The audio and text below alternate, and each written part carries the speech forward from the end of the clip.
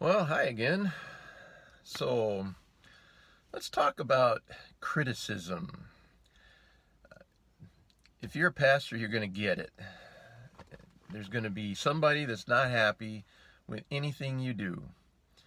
Um, that's just part of the position in leadership.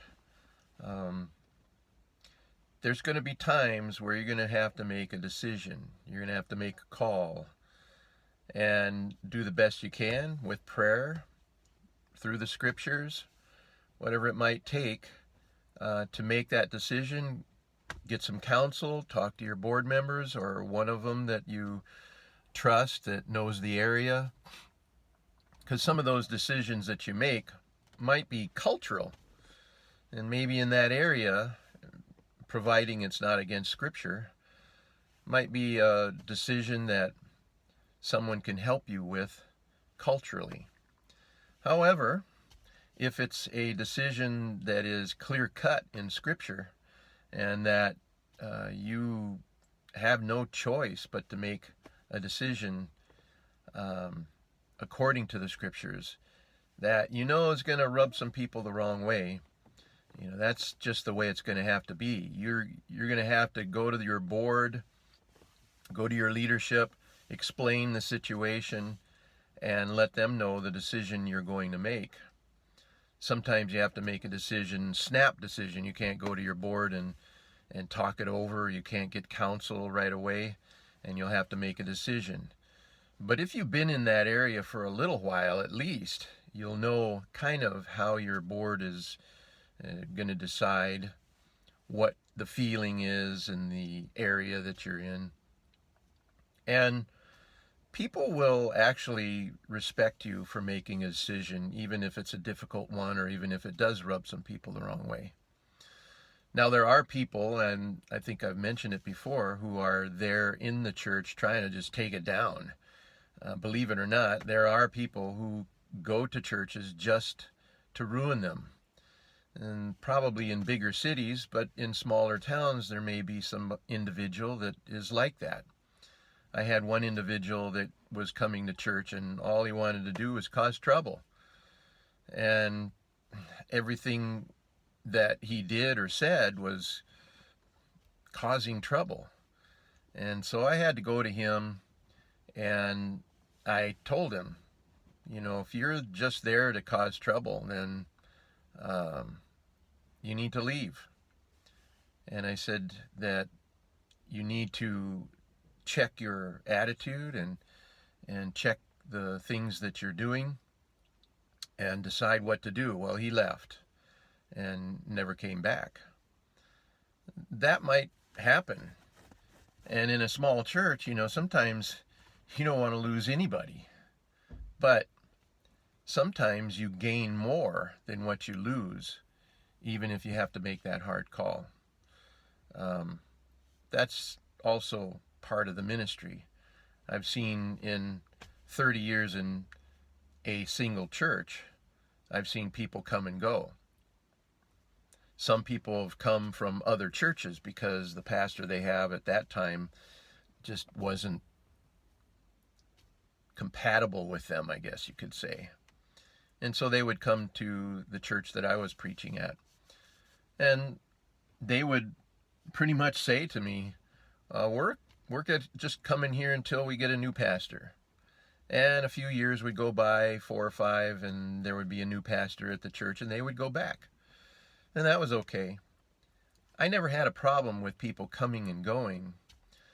What I had a problem with were people who wanted to just cause trouble. And so you have to be careful of that. We did fundraisers, and I had the ladies. One of the ladies was in charge, and she came up and said, "We're making root beer floats." And one lady thinks ice cream should go in first, and one person says that the root beer should go in first. What do you say? And I said, "Well, are you in charge of that booth right now?" And she said, "Yeah." And I said, "What do you say?" And she explained what she thought. I think it was ice cream first. And I said, "Well, then you do it that way." And she said, "Well, what if the other ones complain?" I said, "Then send them to me, because you're the one in charge, and I put my backing onto you, and I'll back whatever decision you make. And of course it's not going to be decisions that are going to be against Scripture. They're making root beer floats, for heaven's sakes. So little things that go on in the church. In our fundraising for the new building, when we built a new facility,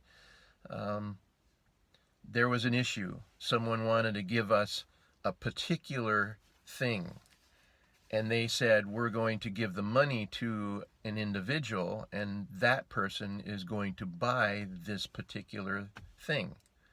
And I'm not going to get into details on it, but pretty much I said, well, there's a committee, and there are individuals who are deciding these things, and you can't just say this is what it's going to be. You submit your request, they go over it, and then they'll decide whether that's a good thing or not. You just can't decide for yourself what you're going to do. And so they ended up, it was a fair amount of money, and they said, well, then another church could use our money. And I said, well, if that's how you feel, I hate to see you do that, but we're not going to allow one person to dictate what the church should do.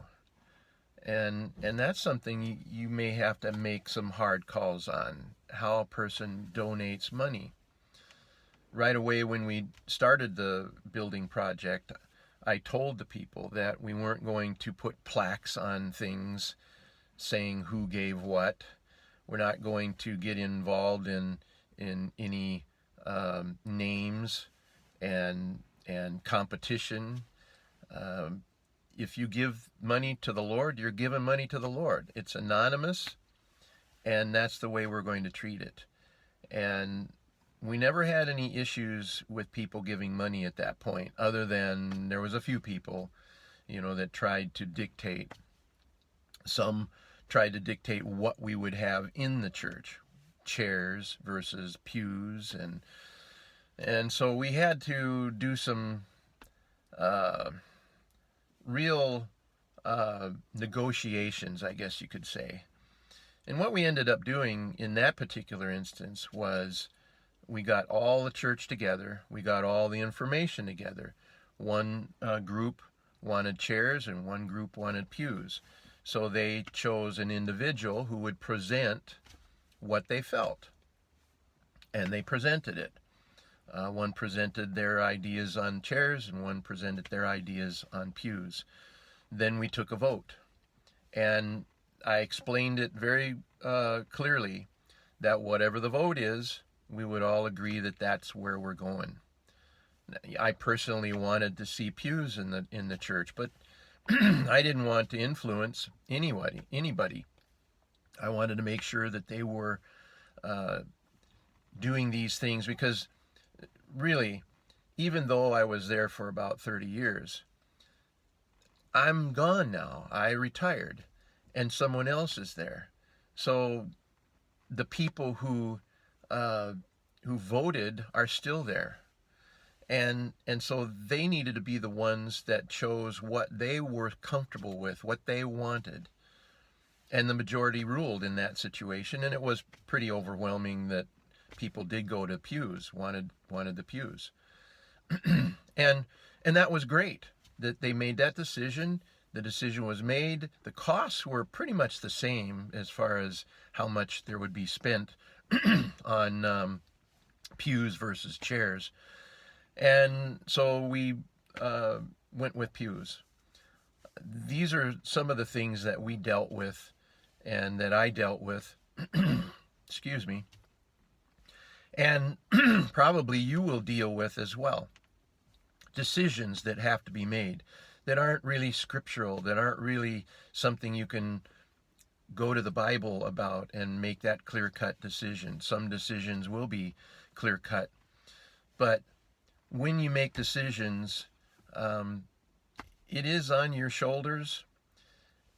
get some people to help you with the decision, counsel within the congregation, but ultimately it's you that makes the decision, and how you do it will determine how people accept it. And I think that every decision we made at our church, and during the time that I was there, people accepted and people were happy. And there might have been a few people that were, not especially happy, but they learned that, it's God's church. It's not mine. It's not theirs. It's God's. And what He wants, He'll share that through the people. He'll share that through the minister. And then you go with it. So you're going to get into criticism. Take it. The thing I really hated the most was anonymous letters. When you get an anonymous letter, you can put it in your file if you want, but don't accept it unless a person is willing to put their name on it and accept responsibility and want to talk about the things that they anonymously put in the letter. Then it's not worth stressing over. People will do that. Otherwise, the criticisms you get, evaluate them according to how you feel the Lord would call you. I had one criticism was you tell too many jokes. And I had to really consider that. Was I making it too jovial? And I realized that, I needed to tone that down. And so I did. And again, changed a little bit of the way that I preached. But I didn't feel that I needed to preach fire and brimstone either. So again, take the criticism, go with the flow, allow it to happen, and pray about it, and then make your decision. So I hope that encourages you to hang in there. Don't let criticism bug you. Again, I was at the church for nearly 30 years, single church, plenty of criticism, but the majority of the people were happy, and we were there to preach the gospel, to share the things that God wanted shared. So that's what I pray that I accomplished. So thanks for listening. Bye.